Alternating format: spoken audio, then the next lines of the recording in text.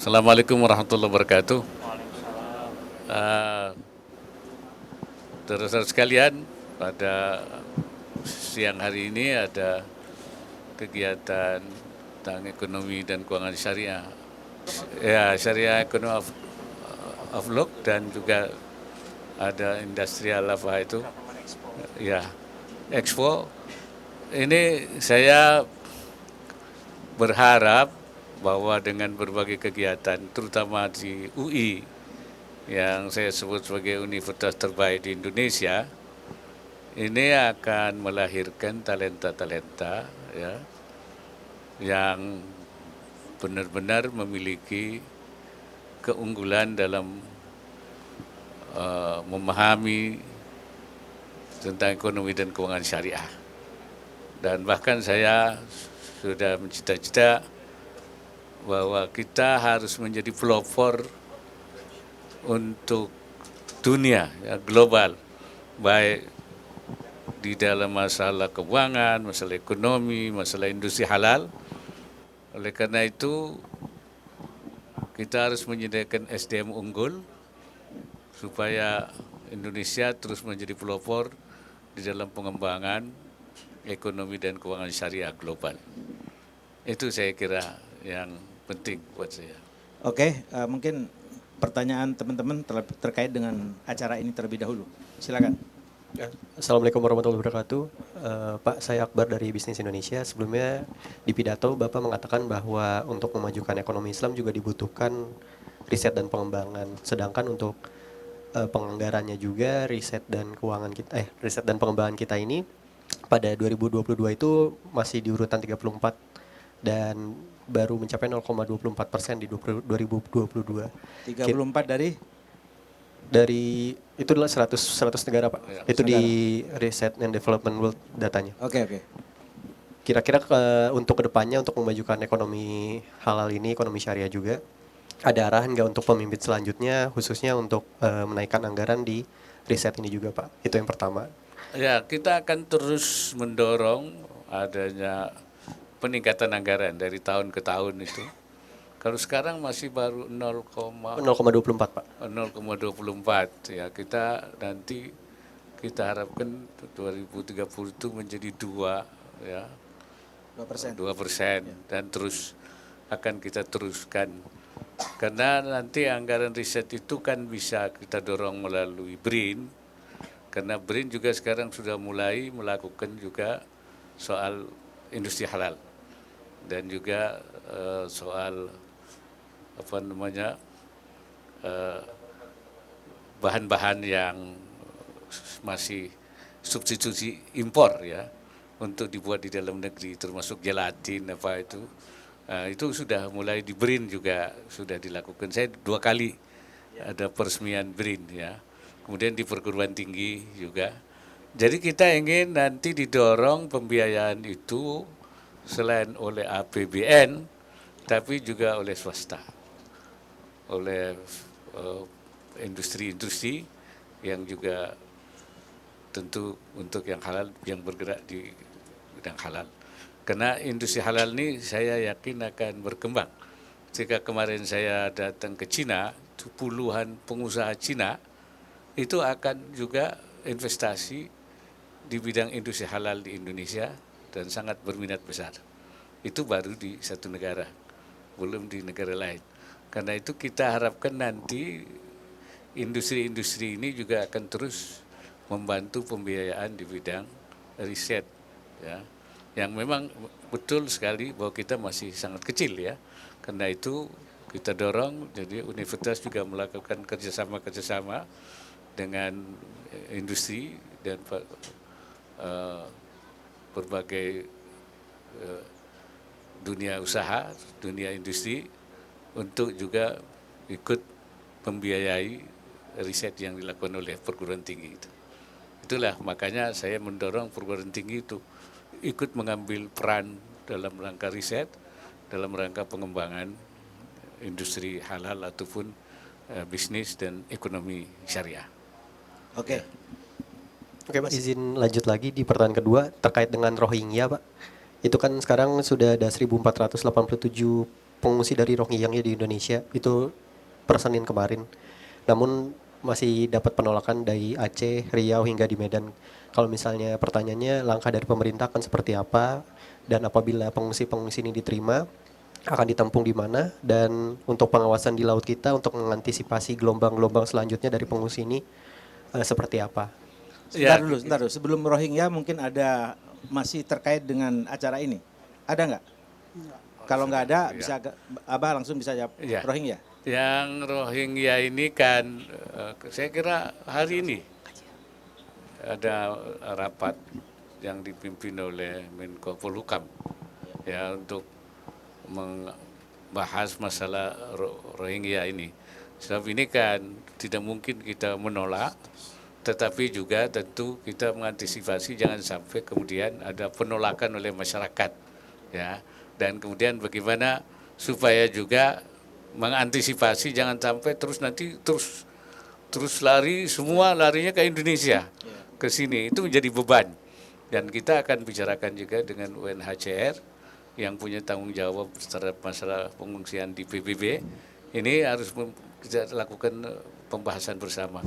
Ini soal kemanusiaan, ya soal kemanusiaan yang harus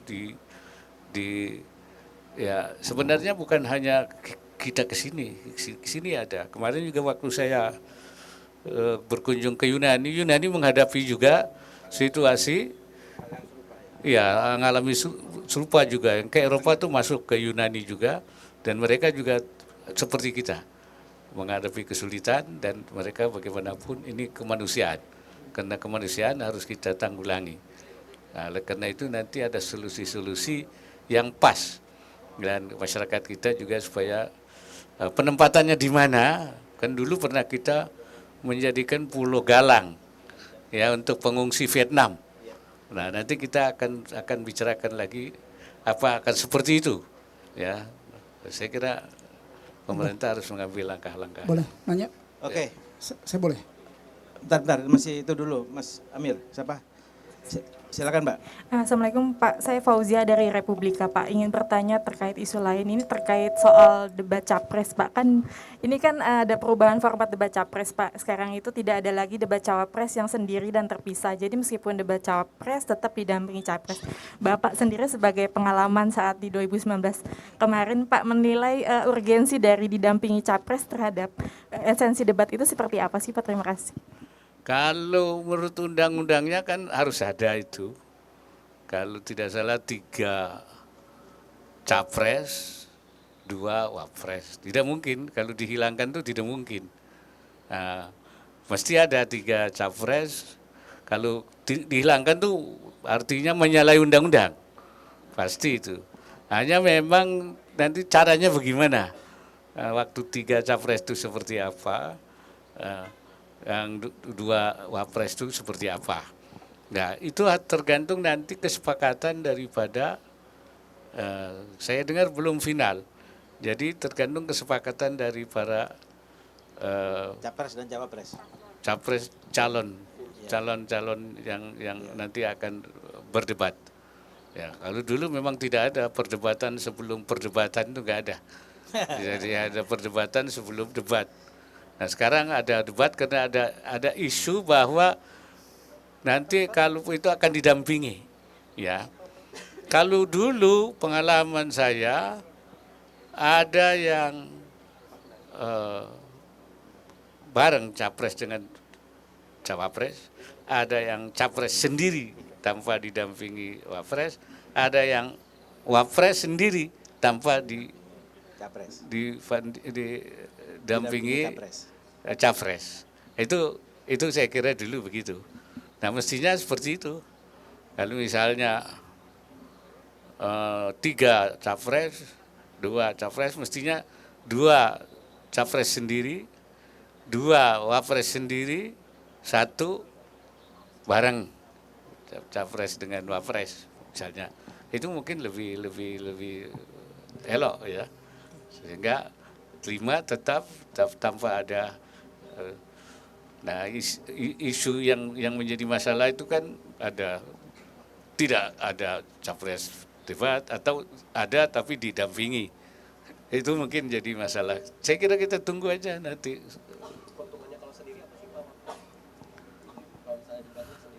Kalau sendiri itu artinya memang untuk mengukur kemampuan Wapres itu menguasai persoalan-persoalan yang akan dihadapi. Bisa nggak, paham nggak gitu kan, apa yang akan dihadapi itu. Itu kalau sendiri. Kalau didampingi itu kan nanti bisa disupport. Ya. Bedanya itu aja. Saya kira. Sebagai sosok mandiri. Oke, cukup ya saya kira ya. Pak Silakan Wapres, Mas Amir. Dari Emir dari Media Indonesia. Ini soal hasil survei BPS kemarin soal pertanian.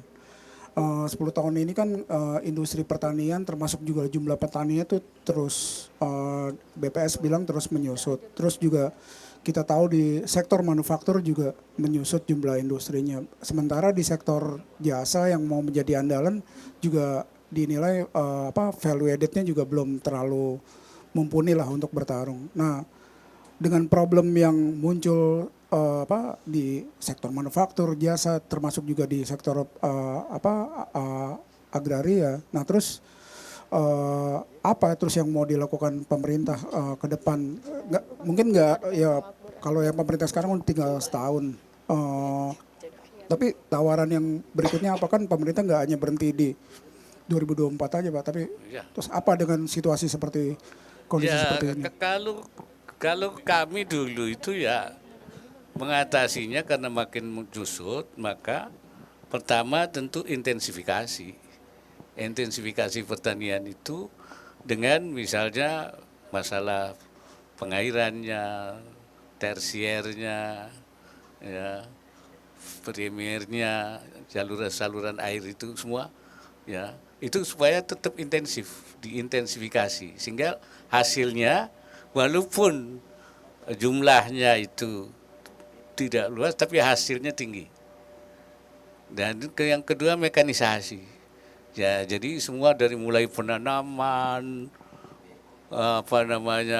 panenan, ya, mulai penggarapan sampai memanennya itu pakai mekanik.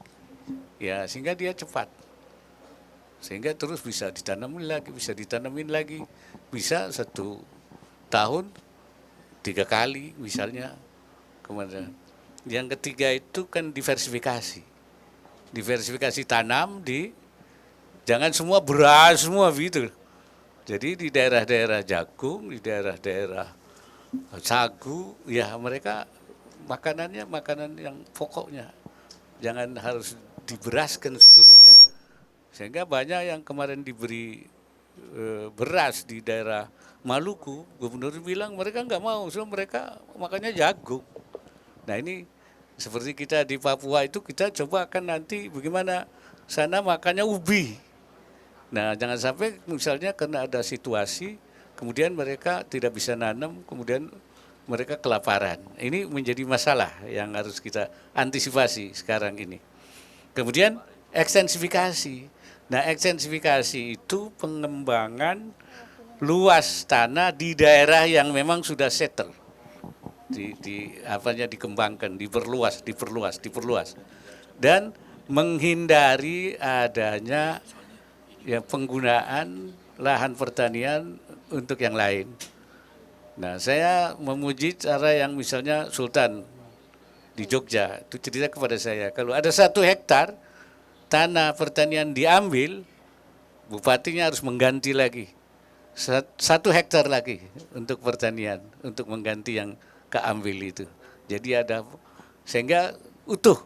Jadi sekian itu tetap jumlahnya dari pertanian itu tidak berubah. Ini harus dipertahankan. Jadi kalau dia yang keambil harus diganti. Ya, sehingga tidak menjadi berkurang. Saya kira kalau ini semua diperbaiki, ya dilakukan, saya kira kita tidak akan mengalami masalah. Saya kira itu.